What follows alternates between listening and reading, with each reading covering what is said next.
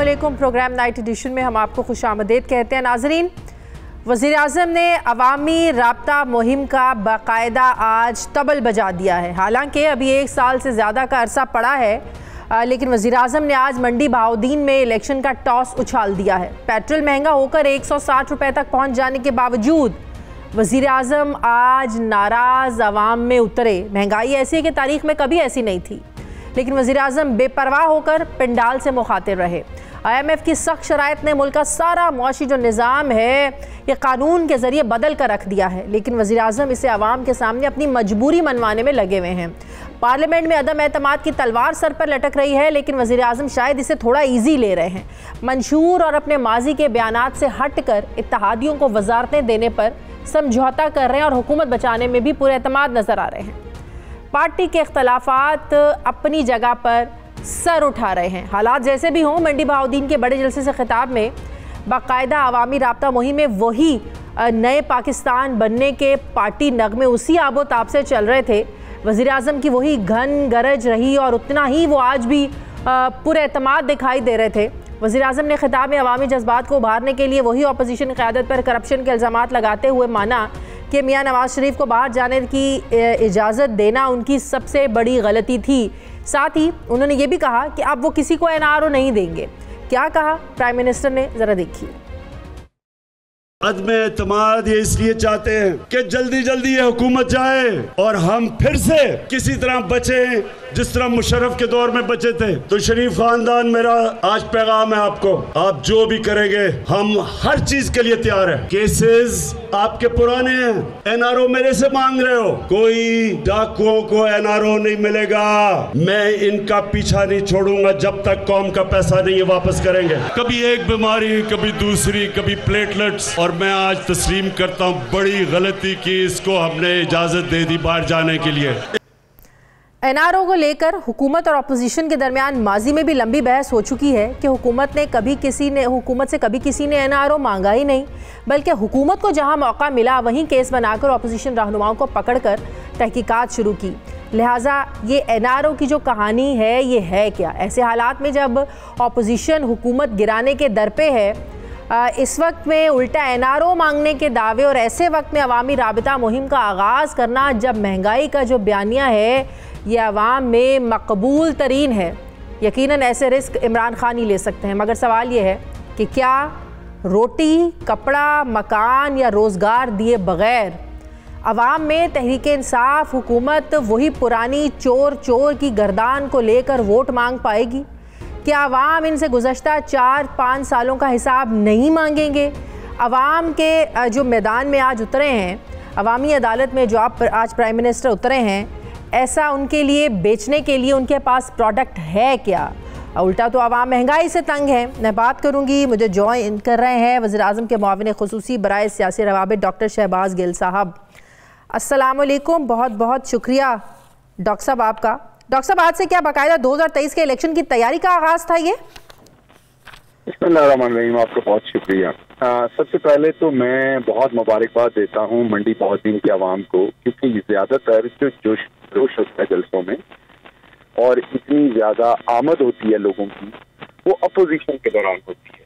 वो आमद जो है वो हुकूमत के दौरान जब लोग जलसे करते हैं, तो पिछली हुकूमतें आपको पता है, को पटवारियों को लेके आता था, को स्कूल टीचर्स को लेके आता था, को बच्चों को स्कूल के लेके आता था।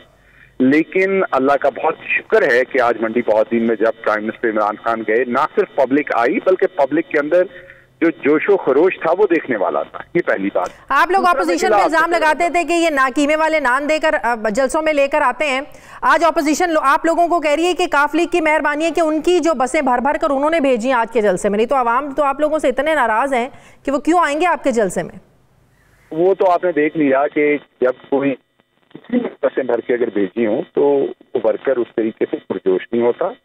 आप अभी फुटेज निकाल लें अपोजिशन जलसों की और हमारे जलसे की। एक तरफ आपको लग रहा होगा कि बारात चढ़ रही है और दूसरी तरफ लग रहा होगा कि सफ़े मातम बिछी हुई है। तो जब कोई आपको बंदे देता है तो फिर सफ़े मातम बिछती है। और पाकिस्तान तहरीक इंसाफ वाहिद जमात है पूरे मुल्क के अंदर जिसका वर्कर पूरे मुल्क में, बाकी तो ये चंद जिलों की जमातें हैं सारी की सारी। तो इसलिए ये ताने हमें कोई नहीं दे सकता। लेकिन इससे पहले कि आप अगले सवाल पे जाएं, ये जो हमारे यहाँ, आपने गुस्सा नहीं करना, सबसे पहले तो मैं बड़े एहतराम से आपको, मैं सिर्फ अपना हक इस्तेमाल कर रहा हूँ जो डेमोक्रेटिक है, कि आपने जो बयानिया दिया वो इंतहाई गलत दिया। आप लोग सिर्फ स्टेटमेंट देते हैं। क्या आपने अभी सारी, सुन लीजिएगा गुस्सा किए बगैर, मैंने इसीलिए पहले एहतराम मांगा, आपका एहतराम मांगा और फिर जसारत कर रहा हूँ वापस बताने का। आपने कंक्लूसिव स्टेटमेंट दे दी, ये आपका काम नहीं है एज एन एंकर। अगर आपने करना फिर आप कमेंट्री शो करें। क्या दिया है मुझे, मैं बताने लगा हूँ आपको, मैं बताने लगा हूँ ना। आपने कहा कि बेरोजगारी, महंगाई से आवाम को तंग कर दिया, अब इनके पास बेचने को कुछ नहीं है, क्या कोई नई चीज बेचेंगे? ये सिर्फ आप मैंने सवाल उठाया बेचने के लिए है क्या? नहीं सुन ले अब। नो नो नो उठाते ना आप लोग, क्यों नहीं उठाते? आप दोबारा प्ले कीजिए जो आपने बात की है। बसाद एहतराम मैडम, बसाद एहतराम, दोनों हाथ जोड़ के दोबारा प्ले कीजिए। आपने जो कहा है वो क्वेश्चन नहीं थे, आपकी कंक्लूसिव स्टेटमेंट थी, और मेरी आपसे हर शो पे बहस होती है। आप मुझे ये कह रहे हैं कि महंगाई है तो मैं ये ना कहूँ महंगाई है? मेरी बात सुन लेना, मुझे भी मौका दे देना। आप इसको इस तरह से सवाल उठाइए कि पाकिस्तान में भी महंगाई और पूरी दुनिया में महंगाई है। क्या पाकिस्तान की आवाम इमरान खान की यह मसला समझती है? हम पाकिस्तान में रहते हैं भाई, हमारा कंसर्न यहाँ का है। इस महंगाई से आप भी इफेक्ट है, मैं भी इफेक्ट हूँ, आम बंदा भी इफेक्ट है भाई। तो पाकिस्तान के अंदर से नहीं ले रही ना आप, तो बाहर से ले रही हैं। बहरहाल मैं आपसे बहस से नहीं जीत सकता, क्योंकि आप ये हमेशा कंक्लूसिव स्टेटमेंट देती है, और मैं हमेशा, आपकी राय हो सकती है, आपकी अपनी नजर हो सकती है, नहीं है आपके वो स्टेटमेंट्स हैं जिसमें आप पहले बिल्कुल एक बना देते हैं केस, खुद ही जज बन जाते हैं, खुद ही ज्यूरी बन जाते हैं। और भाई सिर्फ फैसलाबाद में 50 लाख नौकरियां क्रिएट हुई हैं, सिर्फ हम नहीं कह रहे, जो फैसलाबाद और उससे टेक्सटाइल से जुड़ी हुई है, ये एप्टमा के चेयरमैन कह रहे हैं, जो एक प्राइवेट बिजनेस ओनर है वो कह रहे हैं, जो एप्टमा सबसे बड़ी इंडस्ट्री। एक्चुअली ये पीटीआई का प्रॉब्लम है कि तनकीद बर्दाश्त करने की सकत नहीं है पीटीआई में। बता दें, एहतराम भी वापस ना जवाब दें, या तो आपसे लड़ू ना, फिर तनकीद बर्दाश्त नहीं, लेकिन आपके गलत काम को तो गलत कहूंगा ना शादिया। वो आपके नजदीक स्टेटमेंट कैसे दे सकती है बगैर? ये आपकी अपनी सोच हो सकती है, आपकी अपनी नजर हो सकती है। ओहो, कुछ तैयारी करके आया करना ऐसी बैठ के शाम में। जब आपके पास जवाब नहीं है, जब आपके पास जवाब नहीं है तो आपको चीज का जवाब है। जब आपके पास जवाब नहीं है तो तैयारी आप लोग करके आया करेंगे। आजकल टॉक शोज में जाने के लिए आप लोगों से ये सवाल होगा कि महंगाई है, आप लोग दो भाई, ये मेरा हक है आप लोगों से पूछना कि महंगाई है। 2023 के इलेक्शन, हाँ तो 2023 के इलेक्शन है, मैं तो पूछूंगी ना कि आप लोग ऐसा कौन सी प्रोडक्ट है आप लोगों के पास बेचने के लिए 2023 के इलेक्शन में? ये सवाल आगे पूछा था आपका। नहीं, मैं जवाब तो आपको सारे दे रहा हूँ, तो देना। मैं आपको बता रहा हूँ, मैं आप पूछिए, कंक्लूसिव स्टेटमेंट्स ना दीजिए बैठते ही, खाम में के सब कुछ तबाह हो गया, या फिर नून लीग की पट्टी लगा लीजिए कि आप नून लीग की तरफ से बोल रही हैं। या आप कौन होते हैं मुझे कहने वाले कि मैं नून लीग की पट्टी लगा लूं? आप कौन होते हैं मुझे कहने वाले? मैंने कहा नून लीग की साइड ली है, या आप लोगों का एक ही हमेशा प्रॉब्लम रहता है, जो आप लोगों को तनकीद करे आप लोगों पर, वो नून लीग का हो गया? मैडम, या आप लोगों ने अच्छी जो है ना वो पकड़ी हुई है बात? आप इस टाइम बहुत गुस्सा कर रही हैं। मैं नहीं, आप होते कौन है मुझे ये कहने वाले कि मैं नून लीग की पट्टी लगा लूं? मुझे इस चीज का जवाब दें। होता हूँ जिसके सामने आप प्रोग्राम में पहले तमहीद बांध रही हैं और एक कंक्लूसिव स्टेटमेंट दे रही हैं। आप सुनने में हर दफा आपसे गुजारिश करता हूँ कि कंक्लूसिव स्टेटमेंट ना दें। भाई आप कैसे कह सकते हैं कि मैं कंक्लूसिव जो है ना वो स्टेटमेंट देती हूँ? क्या महंगाई नहीं है? मेरा हक है कहना, मेरा हक है इस पे बात करना। आप इसको सवाल पूछिए। हाँ तो पूछ रही हूँ ना, मेरे से सवाल पूछ रही है ना आप। वो लेक्चर वाली वो टोन में बात करना शुरू हो जाते हैं। नहीं, मैंने तो आज बिल्कुल हाथ जोड़ के आपसे बात की, शुरू से बताया कि मैं, मेरे से खफा मत होइएगा, मुझे हक दीजिएगा डेमोक्रेटिक कि मैं आपको बता सकूं कि आपका जो बयानिया था वो एंटी गवर्नमेंट था। चले मेरे सवाल का जवाब दे दें कि आप लोगों के पास ऐसी क्या प्रोडक्ट है जिसको आपने 2023 के इंतखाबात में आवाम के पास लेके जाना है, बता दें। बहुत अच्छा सवाल है, मैं आप इसका जवाब देता हूँ। और पहली कोई बात बुरी लगी हो तो उस पर माजरत भी करता हूँ, सिर्फ अपना हक इस्तेमाल कर रहा था। पहली बात तो ये मैडम कि हम आवाम के पास लेके जाएंगे कि पहली हुकूमत है जिसने करप्शन नहीं की, जिसका वजीर आजम जो है वो करप्शन में मुब्तला नहीं है। दूसरी बात कि पहली हुकूमत है जिसने किसानों की जेब में 1100 अरब एक्स्ट्रा डाला। पहली हुकूमत है जिसके जमाने में एक्सपोर्ट 20 अरब से 30 अरब डॉलर पे हो गई। पहली हुकूमत है जिसको 7 अरब के फॉरेन रिजर्व दिए गए थे और वो 22 अरब के ऊपर आज बैठी हुई है।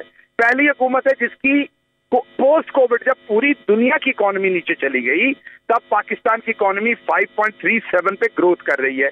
जब हिंदुस्तान की इकोनॉमी 8% के -8 -7% पे है, तब पाकिस्तान की इकोनॉमी ऊपर है।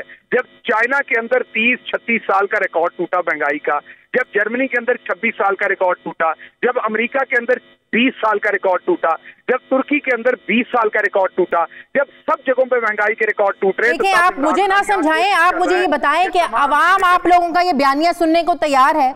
आज भी प्राइम मिनिस्टर का आप जलसे से खिताब देख लें, सिवाय ऑपोजिशन के उनकी किसी चीज पर उनका फोकस लग ही नहीं रहा था। नवाज शरीफ चोर, डाकू, लुटेरे, एनआरओ, आप बात यह है कि अवाम क्या इस बयानिए पर दोबारा आप लोगों के साथ चलने को तैयार है? नंबर एक। नंबर दो, जो पूरी दुनिया में महंगाई का आप लोग जवाब बताते हैं, बिल्कुल ठीक है, इसमें कोई शक नहीं है, लेकिन आपको तो पाकिस्तान की आवाम से वोट लेना ना, अमेरिका की आवाम से आप लोगों को वोट नहीं लेना, आप लोगों को चाइना की आवाम से वोट नहीं लेना, इंग्लैंड की आवाम से आप लोगों को वोट नहीं लेना, आप लोगों को पाकिस्तान की आवाम से वोट लेना है। आप लोगों को इनको राजी करना पड़ेगा, इनको समझाना पड़ेगा जो आप मुझे समझा रहे हैं।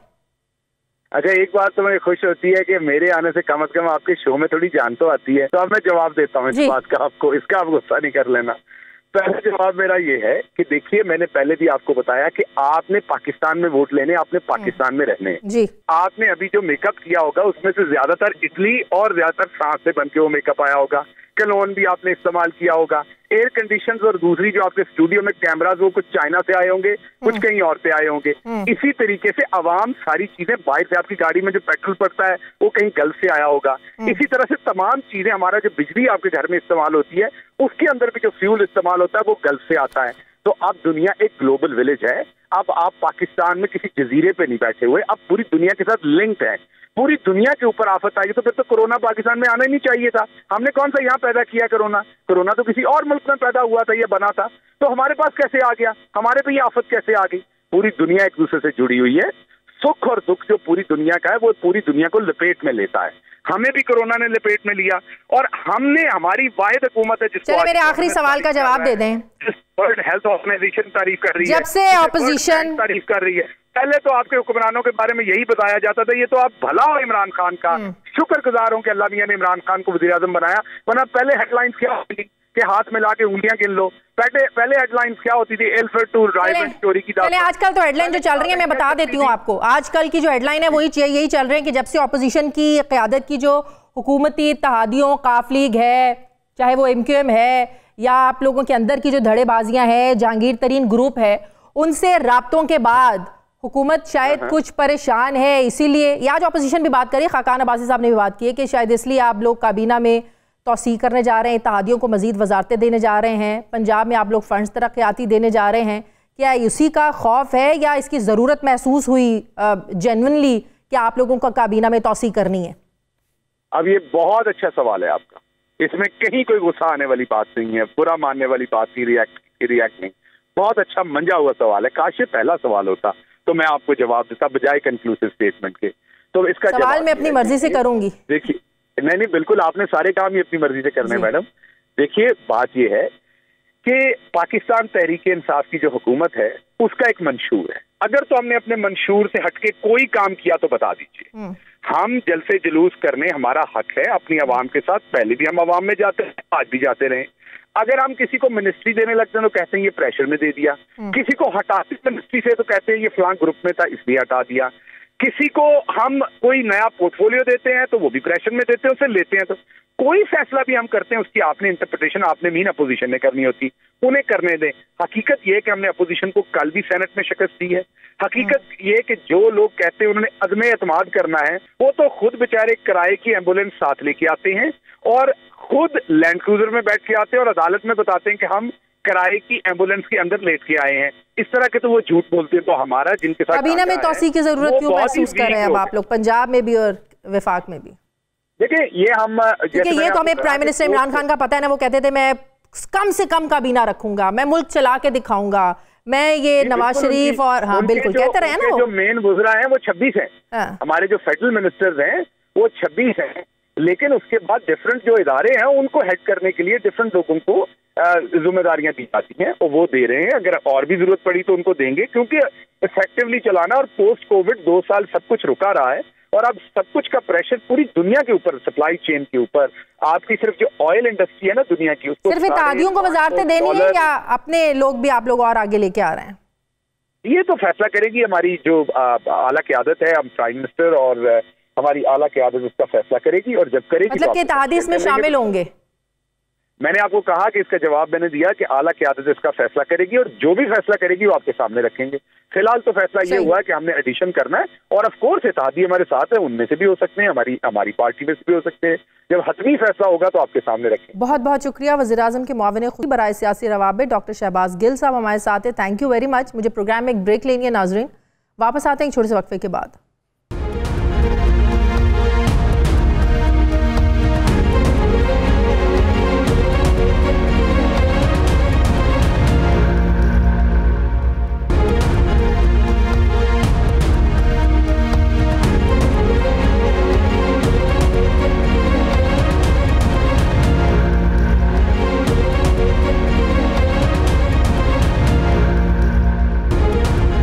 ब्रेक के बाद एक बार फिर से आपको खुशामदीद कहते हैं। नाज़रीन, ऑपोजिशन से हुकूमत गिराने के लिए पार्लियामेंट में सिर्फ 10 नंबर पूरे नहीं हो पा रहे हैं। अदम एतमाद की ख्वाहिश है और उरूज पर है, लेकिन 10 नंबर पूरे नहीं हो पा रहे हैं। 22 अरकान के साथ राबतों के दावे हैं, लेकिन असल में 10 नंबर पूरे नहीं हो पा रहे हैं। इत्तेहादियों पर खड़ी कमज़ोर अक्सरियत वाली हुकूमत ऑपोजिशन को ये चैलेंज कर रही है, लेकिन 10 नंबर पूरे नहीं हो पा रहे हैं। पीपल्स पार्टी और नून लीग को ना जाने कैसे कैसे इख्तलाफात भुलाना पड़े, लेकिन क्या करें, फिर भी 10 नंबर पूरे नहीं हो पा रहे हैं। मुज़ाकरात पर मुज़ाकरात के दौर चल रहे हैं, लेकिन 10 नंबर पूरे नहीं हो पा रहे हैं। शहबाज शरीफ भाग भाग कर मुलाकातों के रिकॉर्ड कायम कर रहे हैं, लेकिन 10 नंबर पूरे नहीं हो पा रहे। हुकूमती इत्तेहादियों यानी काफ लीग को तोड़ने के लिए 14 साला अना को तोड़ दिया, लेकिन 10 नंबर पूरे फिर भी नहीं हो पा रहे। जहांगीर तरीन ग्रुप कटी पतंग की तरह हुकूमत से अलग हो रहा है, लेकिन फिर भी 10 नंबर नहीं पूरे हो पा रहे। पेट्रोल महंगा है, बिजली महंगी है, गैस महंगी है, हत्ता कि अशिया खुर्दोनोश भी रिकॉर्ड महंगी हो चुकी हैं। टैक्सेस की भरमार है, सब्सिडीज़ ख़त्म की जा रही हैं, लेकिन ऑपोजिशन से फिर भी 10 नंबर पूरे नहीं हो पा रहे हैं। समझौते यहीं ख़त्म नहीं होते, बल्कि वोट को इज्जत दो के बयानिए पर मरीम नवाज़ को थोड़ा पीछे होना पड़ा, लेकिन फिर भी 10 नंबर पूरे नहीं हो पा रहे हैं। गैलेप सर्वे में नवाज शरीफ अवामी मकबूलियत में अव्वल नंबर पर हैं, लेकिन फिर भी पार्लियामेंट में 10 नंबर पूरे नहीं हो पा रहे हैं। पूरे के पूरे सियासी माहौल को न्यूट्रल छोड़ने के दावे भी किए जा रहे हैं, लेकिन फिर भी 10 नंबर पूरे नहीं हो पा रहे हैं। जाहिर है 10 नंबर पूरे नहीं हो पा रहे हैं तो हुकूमती वज़रा बातें तो करेंगे। वज़ीर इत्तलात ने मंडी बहाउद्दीन में ऑपोजिशन के 10 नंबर पूरे ना होने की वजह कुछ ऐसे बयान की है। नवाज शरीफ की सियासत पाकिस्तान में खत्म हो रही है, बिलावल भुट्टो की सियासत पाकिस्तान में खत्म हो रही है। लॉन्ग मार्च करने वालों को बताना चाहता हूँ, आपसे लॉन्ग मार्च नहीं होना। जो लोग अदम एतमाद लाना चाहते हैं उनके ऊपर उनके घर वाले भी एतबार नहीं करते, कौम कैसे एतबार करेगी। पाकिस्तान की पूरी मुल्की सियासत का महवर इस वक्त यही 10 नंबर बने हुए हैं, जो पार्लियामेंट में ऑपोजिशन की ख्वाहिश पूरी कर सकते हैं, लेकिन अब इसे हुकूमती काबिलियत कहें या ऑपोजिशन की नाअहली के 10 वोट नहीं मिल रहे हैं। कुछ तो है जिसकी पर्दादारी है, क्योंकि जहां ऑपोजिशन की अक्सरियत है यानी सेनेट, वहां भी हुकूमत अपना बिल धड़ाधड़ पास करवा रही है। कौन है जो हुकूमत की इस काबिलियत में अपना वजन डाल रहा है, इसी पर बात करूंगी। मुझे ज्वाइन कर रहे हैं मुस्लिम लीग नून के सीनियर रहनुमा खुर्रम दस्तगीर साहब। अस्सलाम वालेकुम। बहुत बहुत शुक्रिया खुर्रम दस्तगीर साहब आपका। दोनों तरफ से, हुकूमत और ऑपोजिशन की तरफ से लगता है कि मैदान में अपने अपने घोड़े दौड़ाने की पूरी तैयारी है। हुकूमत तहरीक अदम एतमाद को नाकाम बनाने के लिए हम देख रहे हैं इत्तेहादियों को वजारतें भी देने जा रही है, काबीना को भी वसी करने जा रही है, पंजाब में फंड्स भी 30 अरब रुपए के तरक्याती देने जा रही है। बकौल आपके कि काफ लीग के साथ पावर शेयरिंग के लिए आप लोग तैयार हैं, वजारत आला देने के लिए भी तैयार हैं, लेकिन मोनोसिलाई का जो एक जुमला कि हम आपके साथ हैं, आपने घबराना नहीं है, ये ऑपोजिशन की सारी कोशिशों को उसके मोनोसिलाई के एक फिक्रे ने आपको नहीं लगता कोशिशों को, माहौल को ठंडा कर दिया? पहली तो बात यह है कि जो शरआए दस्तूर पर इमरानी हाकमियत का जो जनाजा पड़ा है, उसको जितने मर्जी टीके लगा लें, ताज़ियाने लगा लें, वो अब जनाजे को जिंदा नहीं किया जा सकता। रही सही कसर जो 3 दिन पहले 12 रुपये फी लीटर पेट्रोल की कीमत बढ़ाकर, उससे 2 दिन पहले बिजली की कीमत 3 रुपये 90 पैसे फी यूनिट बढ़ाकर वो हुकूमत ने पूरी कर दी है। अभी तक खाद किसानों को नहीं मिली। पूरा मुल्क जो है वो जख्म जख्म और खून खून है। और जैसे ये पेट्रोल की कीमतें बढ़ी हैं, आपने देखा है कि किराए बढ़ना शुरू हो गए हैं। एक शहर से दूसरे शहर जो किराया है वो सैकड़ों में बढ़ रहे हैं कि जी लाहौर से रावलपिंडी जो किराया है वो 500 रुपया बढ़ गया है। तो पाकिस्तानियों का के ऊपर जो अजाब है वो इस कदर ज़्यादा है कि ये, और जो जिसका कल आपको मालूम है कि MQM के जो इस वक्त सरबराह हैं उन्होंने उसका इंदिया भी दिया कि जो मुआशी मामलात हैं उसकी वजह से उनकी टांगें कांप रही हैं। तो ये एक ऐसा बोझ है, ऐसी जमातें जिनका शायद कोई आखिरी झूला हो तो वो तो कहेंगे जी ठीक है हम जो भी है हम साथ देंगे, लेकिन कोई भी ऐसी जमात जो अगले इंतखाबात में दोबारा मुंतखब होना चाहती है, अवाम के सामने उसको जाना पड़ेगा। और इमरान खान का रिकॉर्ड अब इतना भयानक, तो फिर इसका मतलब ये हुआ कि मोनिस इलाही साहब को या इदराक नहीं है, या पूरी टीम भी जो है उनकी जो पूरी पार्टी है वो भी उनसे इत्तेफाक करती है, कहीं ना कहीं तो झोल है। जी नहीं, झोल कोई नहीं है। मोनिस इलाही साहब एक वफाकी वजीर हैं। जब तक वो ये कलमदान, या आप उसको कलमदान की बजाय कह सकते हैं कि इस जनाजे को कंधा दिए हुए हैं, तब तक तो वो उन्हीं की बात करेंगे। लेकिन बहुत अब कम वक्त है, आप देखेंगी कि बहुत, लेकिन यही तो बात है खुर्रम दस्तगीर साहब, वो कंधा ही तो हटाने को तैयार नहीं है। देखिए मैं सिर्फ एक अपने, आप भी माशाल्लाह बहुत सीनियर तज्जिया निगार हैं और ऑब्जर्वर हैं पाकिस्तान की सियासत की। जब तक इसका वक्त नहीं आएगा उससे पहले कोई अनाउंस नहीं करेगा कि जी हम साथ देने के लिए तैयार हैं, काफ लीग तैयार है, MQM तैयार है, वो तैयार हैं। और जब ये एक वक्त आएगा जिसमें अब बहुत ज़्यादा दिन नहीं रह गए, तो फिर आप ये देखेंगी कि एक इंशाल्लाह बड़ी तादाद से ऑपोजिशन ये कामयाबी हासिल करेगी। इंडिकेशन क्या है खुर्रम दस्तगीर साहब? जी इसकी दो इंडिकेशंस हैं जी। इसकी एक इंडिकेशन ये है कि हमने, मुस्लिम लीग नून ने और पाकिस्तान पीपल्स पार्टी ने जो इख्तलाफात पिछले 1 साल से मौजूद थे उनको खैरबाद कह के उनको बुलाकर इकट्ठे चलने का जो एक अज़म किया है। और ज़रदारी साहब का शहबाज शरीफ साहब के घर आना, वहाँ मुस्लिम लीग नून का मुत्तहिद होना, शहबाज शरीफ, मरियम नवाज और हमजा शहबाज की मौजूदगी, एक तो वो इंडिकेशन है। दूसरी इंडिकेशन आपको ज़रूर मिलनी चाहिए हुकूमत की सरासीमगी से।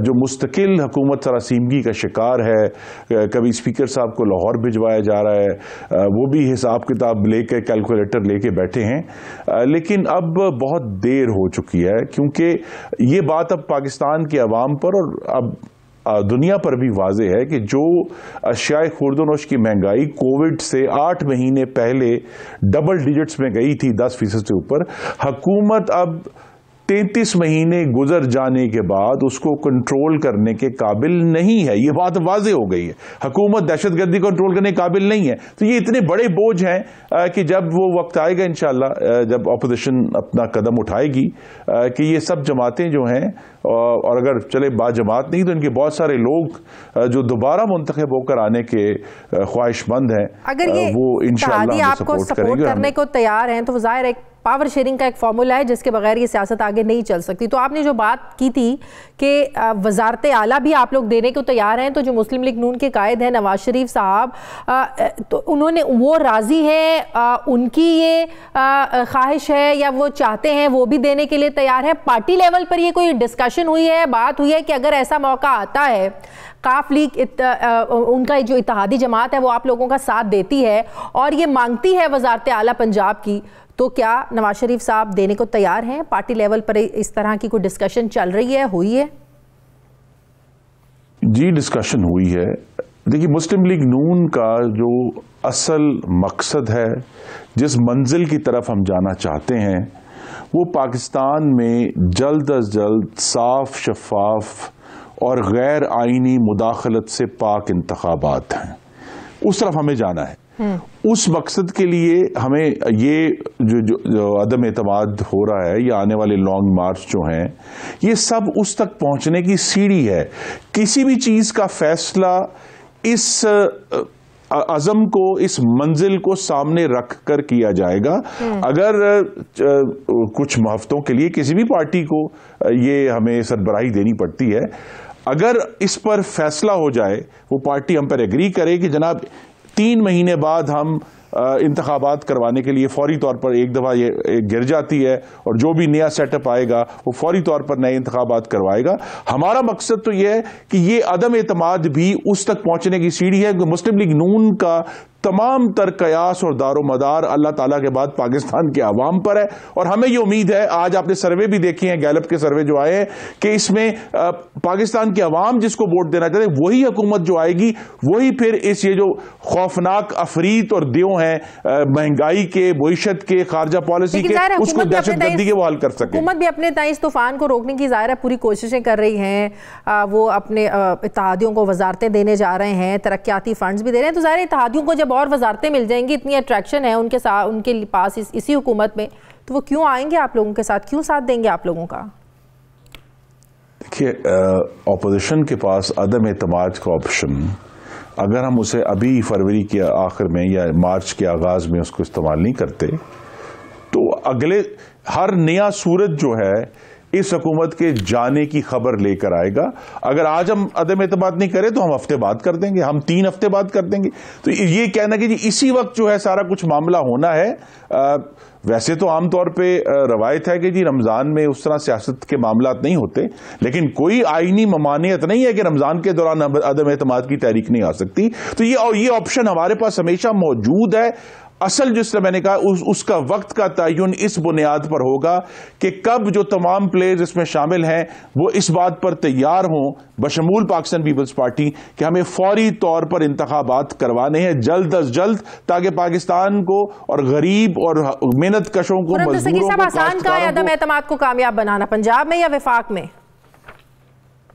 जी पंजाब में आसान इसलिए है कि मुस्लिम लीग नून के पास अपनी बहुत बड़ी ओवरवेलमिंग एक प्लूरलिटी है 161 अरकान की, 161 अरकान की।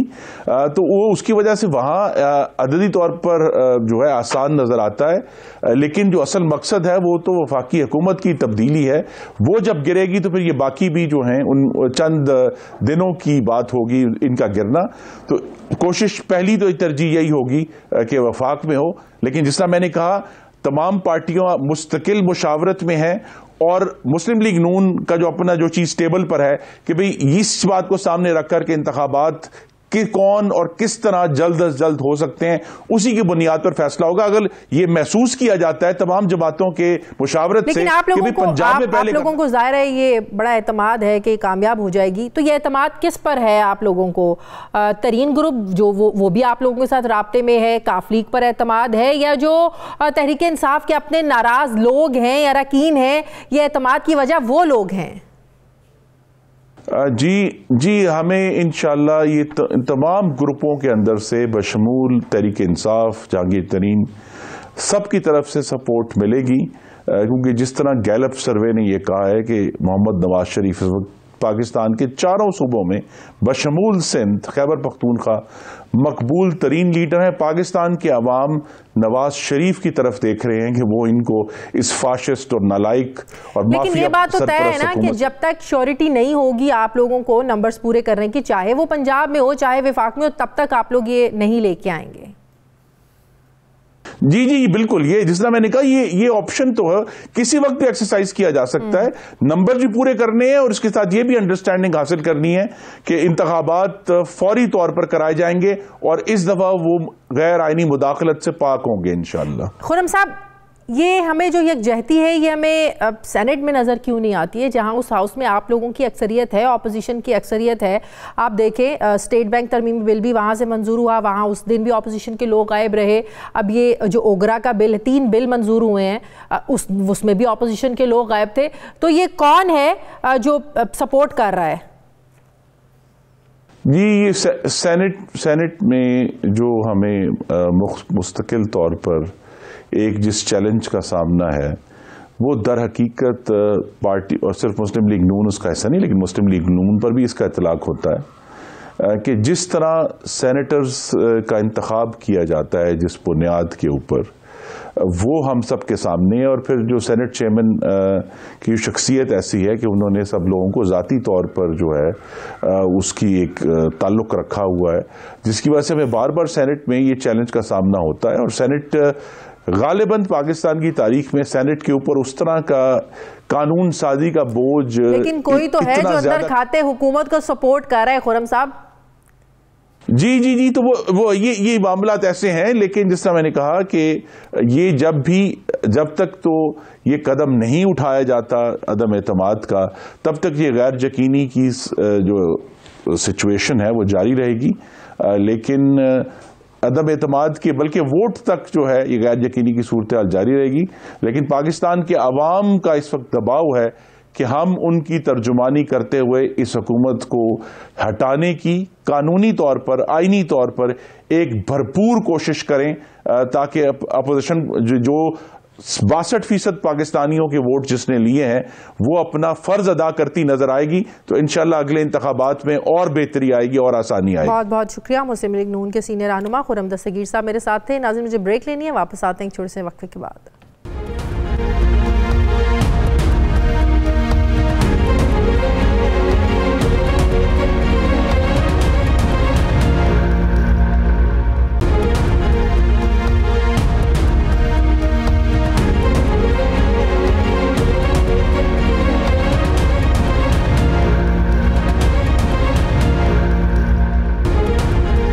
ब्रेक के बाद एक बार फिर से आपको खुशामदीद कहते हैं। नाज़रीन, सेनेट के ईवान में हुकूमत एक मरतबा फिर बाजी ले गई है और अपोजिशन हाथ मलती रह गई है।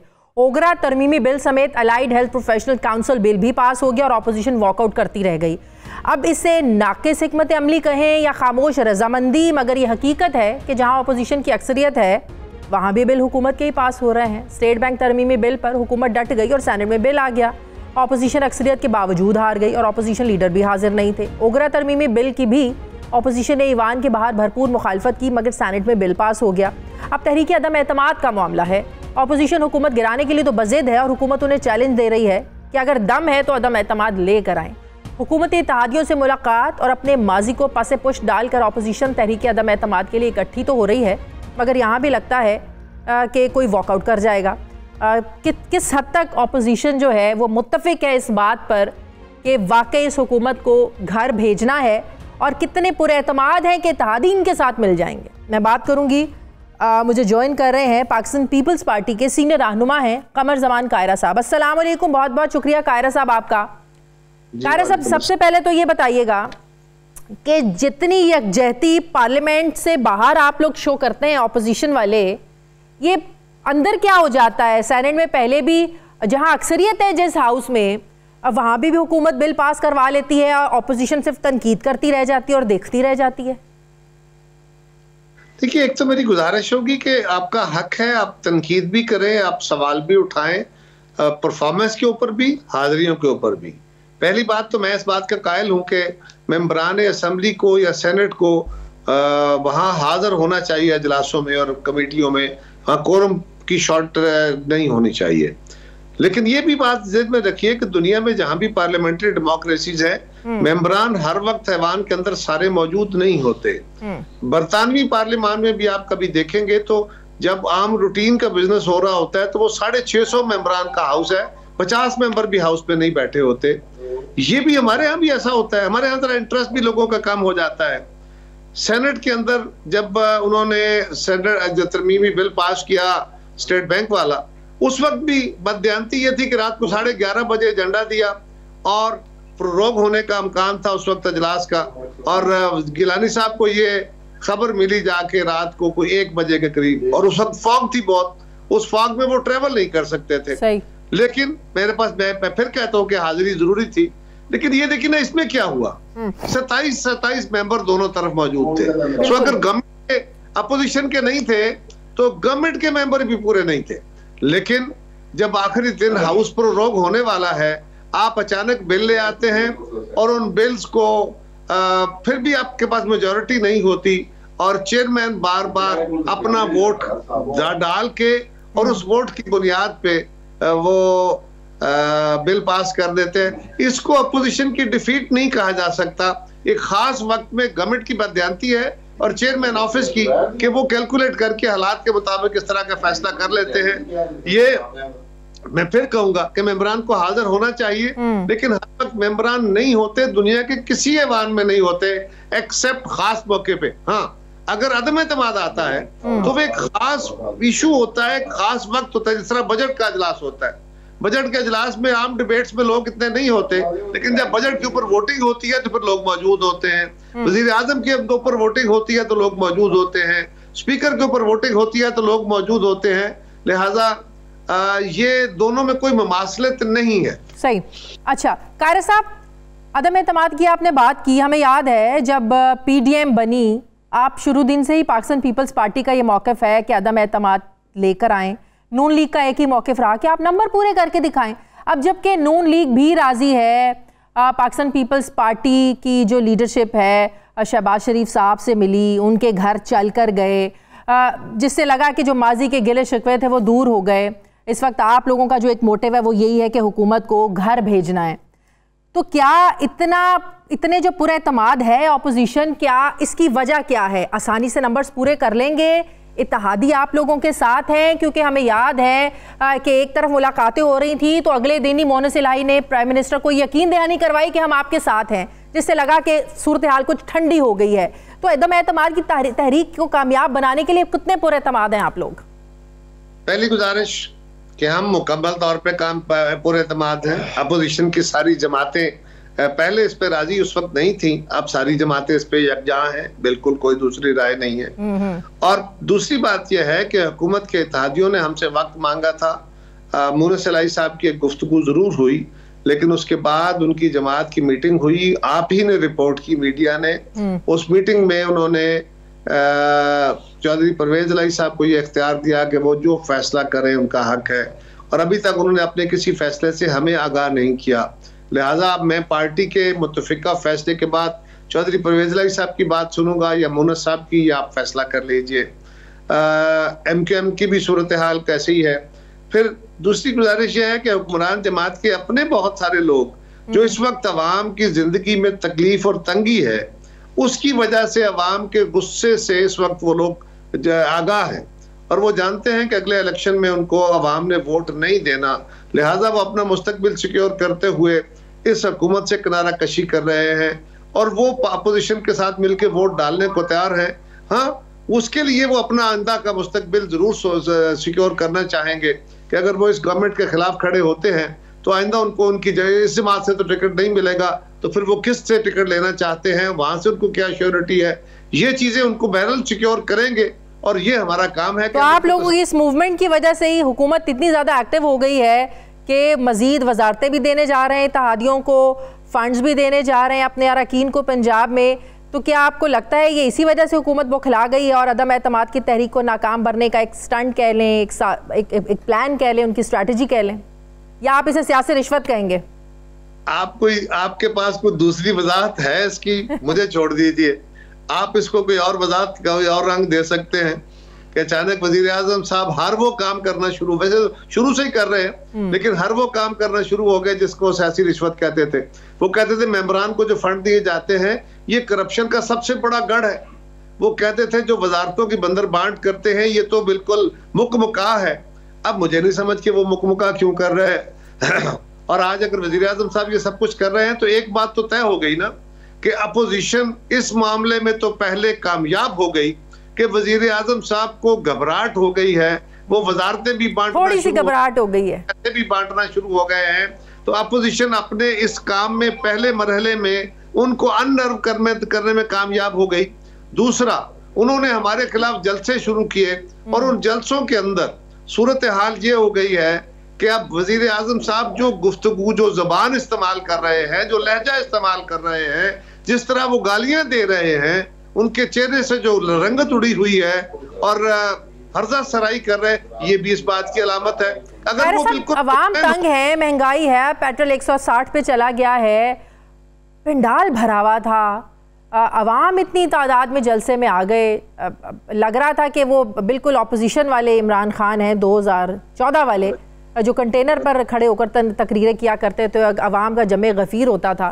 तो अगर अवाम इतने तंग हैं तो फिर कैसे इनके जलसों में इतने लोग आ रहे हैं? देखिए, पहली गुजारिश तो यह है कि जो जमे गफीर था वो मैंने भी देखा, आपने भी देखा, उसको जमे कफीर कहा जा सकता है? पीपल्स पार्टी इससे ज्यादा बंदे इकट्ठे करती थी और आप कहते थे कि नहीं, वहां पे तो बड़े चंद लोग आए, थोड़े लोग आए, तादाद में बड़े कम निकले। हुक्मरान जमात के जलसे इस तरह के होते हैं। और फिर यहाँ से उनके एमएनएज हैं, उनके एमपीएज हैं, वहां पे जिला है, और उन्होंने बेपनाह फंड दिया। आपने देखा ना, वजीर आजम साहब ने वहां जाते ही तख्तियों की इनागुरेशन की। जिन प्रोजेक्ट्स का उन्होंने इफ्तिताह नहीं किया, संगे बुनियाद रखा है। संगे बुनियाद से मुराद यह है कि इन दिनों में उन्होंने वो फंड देके वहां लोगों के मुतालबात पूरे किए हैं। ऐसी सूरत में एमएनएज एमपीएज वहां लोगों को कुछ तादाद में इकट्ठा कर लेते हैं, यकीनन कर लेते हैं, लेकिन जब वक्त आता है फैसले की घड़ी वो होती है। ये बहुत बड़ा जलसा नहीं था। आप इसको जमे गफीर कहें तो आपका हक है, लेकिन इतने ही तादाद 2023 के इंतखाबात का आगाज तो कर दिया उन्होंने, तैयारी का, कैंपेन का, अवामी राब्ता मुहिम का आगाज तो कर दिया। ये जरा गौर करें, अगर वजीर आजम साहब ने ये काम कर दिया, उन्होंने आगाज कर दिया, तो किस बात का आगाज किया है? अपोजिशन जलसे जुलूस कर रही है, वो भी जलसे जुलूस कर रहे हैं। जलसे जुलूसों के नतीजे में क्या होता है? इलेक्शन होता है, यही हम मांग रहे हैं। तो यही अगर वो कर रहे हैं तो बिस्मिल्लाह। ठीक है, बहुत बहुत शुक्रिया। पाकिस्तान पीपल्स पार्टी के सीनियर अमर जमान कायरा साहब मेरे साथ है। मुझे ब्रेक लेनी है, नाज़रीन वापस आते हैं छोटे से वक्फे के बाद।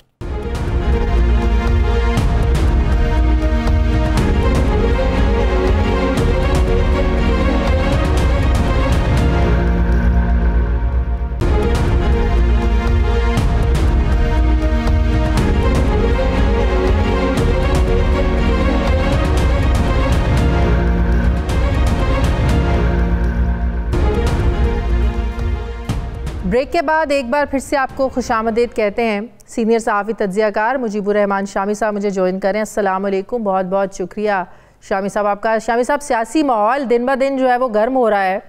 एक तरफ अपोजिशन तहरीक अदम एतमाद को लेकर बड़ी पुरजोश है, इत्तेहादियों के साथ राब्ते भी हो रहे हैं, मिलना मिलाना भी हो रहा है। नून लीग ने लगता है अपने गिले शिकवे भुला दिए जब वो चौधरी बिरादरान के घर चलकर उनसे मिलने के लिए गए, चौधरी शुजात साहब की खैरियत दरियाफ्त की, सियासी मामलात पर बात हुई। लेकिन दूसरी तरफ हमने आज देखा कि जिस बयानिए को लेकर इमरान खान साहब, प्राइम मिनिस्टर साहब अवामी अदालत में आज उतरे, वही बयानिया अपोजिशन, जरदारी खानदान, शरीफ खानदान, चोर, डाकू, लुटेरे, एहतसाब, बयानिया एनआरओ।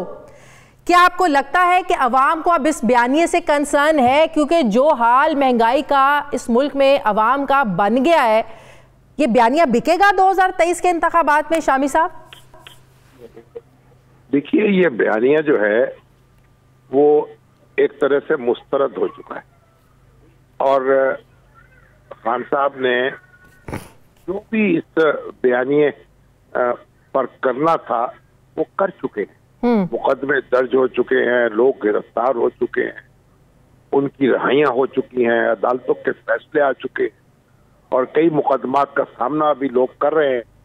लेकिन आप देखिए कि कितने ऐसे मुकदमात हैं जिन पे आला अदालतों ने बड़े मनफी रिमार्क्स दिए हैं, नैब की सरजरश की है।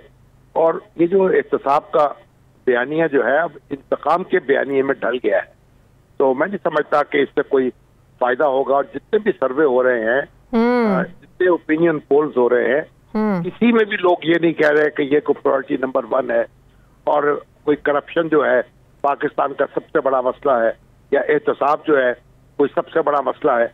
लोग जो है महंगाई को रो रहे हैं, लोग अपने मसाइल को रो रहे हैं। लेकिन वो तो कहते हैं पूरी दुनिया में महंगाई है। अब हम कोई पूरी दुनिया से तो अलग नहीं है। जहां पूरी दुनिया में महंगाई है, पेट्रोल महंगा है, तो ये हमें भी भुगतना पड़ेगा। देखिए, ये बात दुरुस्त है कि पूरी दुनिया में महंगाई है, लेकिन पूरी दुनिया में लोगों की आमदनियां भी ज्यादा हुई है। उसके साथ ये कि पाकिस्तान में जिस तरह डॉलर जो है उसके मुकाबले में रुपया डिवैल्यू हुआ है, उसके भी असरात पड़े हैं। तो आप ये नहीं कह सकते कि सिर्फ बैनुल-अक़वामी जो मंडी है उसी का सारा किया धरा है। हुकूमत की अपनी पॉलिसियां जो है, अपने जो इक़दाम हैं, जो अपने मुआशी फैसले हैं, उनसे भी ये मामला जो है इस हद तक खराब हुआ है। तो और लेकिन इससे कतई नजर कि इस बात यानी पेट्रोल जो है हम पैदा नहीं करते और पेट्रोल की कीमतें जब बढ़ती हैं तो हमें भी कीमतें बढ़ेंगी, लोग इसे कबूल करने को तैयार नहीं है। लोग सख्त तकलीफ में हैं, वो चीखों पुकार कर रहे हैं, हाहाकार कर रहे हैं, दुहाई दे रहे हैं और उन पर ये बात असर नहीं कर रही कि ये बैनुल-अक़वामी मार्केट में ये कीमतें ज्यादा हैं, इसलिए आप भी सब्र कर लें। उनकी आमदनियां तो कम हुई हैं। आप देखिए जो हमारी शरह नमू है वो मुतासर हुई है, वो गिरी है, उससे लोगों की आमदनियां कम हुई हैं। तो इस वजह से वो असरात हमारे यहाँ ज्यादा हैं उन मुल्कों के मुकाबले में जहाँ आमदनियां बढ़ी हैं और महंगाई भी बढ़ी। सही शामी साहब, 4.25 साल के बाद एक बार फिर से इन्हें ख्याल आ रहा है कि हम जो है ना वो इत्तेहादियों को और वजारतें दें, अपनी काबीना को भी तोसी दी जाए, पंजाब में भी, विफाक में भी, फिर पंजाब में तरक्याती फंड्स भी देने जा रहे हैं। ये अपोजिशन की उस हलचल की वजह से बुखलाहट का शिकार हो गई है कि तहरीक अदम एतमाद को नाकाम बनाया जाए और इत्तेहादियों को राजी कर लिया जाए। इसलिए हुकूमत को हक हासिल है अपने इत्तेहादियों को जिससे भी चाहे अकोमोडेट करे, लेकिन अब जो भी इक़दाम होगा उससे इत्तेहादियों की साख भी मुतासर होगी, लोगों की नजरों में उनकी साख गिरेगी और लोग समझेंगे कि ये अपने जाती मुफादात के लिए सियासत कर रहे हैं और खुद हुकूमत की साख जो है उसको भी नुकसान पहुंचेगा। क्योंकि अगर आप सिर्फ अपने इख्तिदार को बचाने के लिए सौदेबाजी कर रहे हों, बरात दे रहे हों, वजारतें बांट रहे हों, तो उसका भी कोई अच्छा तासुर नहीं जाएगा। तो ये अब इस वक्त जो मामलात है वो इस सतह पे पहुंच चुके हैं कि इस तरह के इक़दामात से कोई फायदा नहीं होगा। हाँ, असेंबली के अंदर फायदा हो सकता है, वहाँ नंबर गेम जो है उस पर कामयाबी हो सकती है, लेकिन असेंबली से बाहर जो है इस तरह के इक़दामात से कोई फायदा नहीं होगा। ये मोनिस इलाही साहब की जो एक थपकी थी कि हम आपके साथ हैं, इससे हुकूमत का तो कॉन्फिडेंस जाहिर है बड़ा ही है, काम तो नहीं हुआ। आपको नहीं लगता कि ऑपोजिशन की कोशिशों को कहीं ना कहीं ठेस पहुंची है, माहौल ठंडा कर दिया है?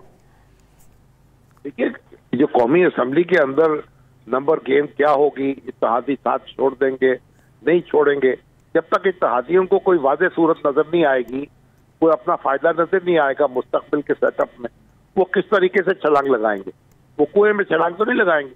तो अपोजिशन पर भी लाजिम है तो मुस्तकबिल का नक्शा वाज़ेह करे, कौन कहाँ। वाज़ेह सूरत हाल क्या हो सकती है कि वो वजारत आला मांग ले, काफली कभी खुर्रम दस्तगीर साहब से बात हो रही थी, वो तो तैयार हैं देने के लिए नून लीग वाले। अभी तो ये कहना बहुत मुश्किल है कि एक दूसरे पर एतमाद कैसे होगा, CBMs क्या होंगे, ये भी तो देखना होगा ना। जो माजी के तजर्बात हैं उनकी रोशनी में आगे कदम बढ़ाया जाएगा ना। तो आप सिर्फ ये तो हुकूमत के खिलाफ में एतमाद करने से तो मसला हल नहीं होता। तरीन ग्रुप के इतने अरसे से मसाइल चल रहे हैं इस हुकूमत के साथ शामी साहब, तरीन ग्रुप अपना वजन एक पलड़े में क्यों नहीं डाल पा रहा है, खुलकर सामने क्यों नहीं आ रहा तरीन ग्रुप? किस चीज का इंतजार है तरीन ग्रुप को? ये तो तरीन ग्रुप ही बता सकता है तो उसे किस चीज का इंतजार है। लेकिन उनके लोगों वो लोग ये समझ रहे हैं जो इलेक्टेबल्स हैं कि उनको अपने हलकों में मुश्किलात दरपेश हो रही हैं। वोट बैंक जो है सुपड़ गया है PTI का, इस वजह से वो ऐसे इक़दाम करना चाहते हैं या ऐसा तासुर देना चाहते हैं कि जहां उन्हें हुकूमत का बोझ कम से कम उठाना पड़े। उनकी नजर जो है आइंदा इंतखाबात पर है, सही, उसने उनके लिए परेशानी पैदा कर रखी है। और जिस भी ग्रुप पर ये वजन पलड़े में वजन डालेंगे वो भारी हो जाएगा और उसी को कामयाबी मिलेगी। बड़ी ताकत है तरीन ग्रुप में शामी साहब। हाँ, भारी तो हो जाएगा, लेकिन इस वक्त क्या भारी किया जाएगा, पलड़े में वजन डाला जाएगा और एक ऐसी सूरत पैदा कर दी जाएगी जिससे गैर यकीनी पैदा हो और फिर नुकसान हो जाए अल्टीमेटली अपोजिशन का। ये सारी चीजें सोचनी पड़ेगी ना। सही, बहुत बहुत शुक्रिया सहाफ़ी तज्ज़ियाकार मुजीबुर रहमान शामी साहब मेरे साथ थे। बहुत शुक्रिया आपका। नाज़रीन, हमारे प्रोग्राम का वक्त ख़त्म हो गया। फीडबैक ज़रूर दीजिएगा, अपना ख्याल रखिएगा। मुझे इजाज़त दीजिए, अल्लाह हाफ़िज़।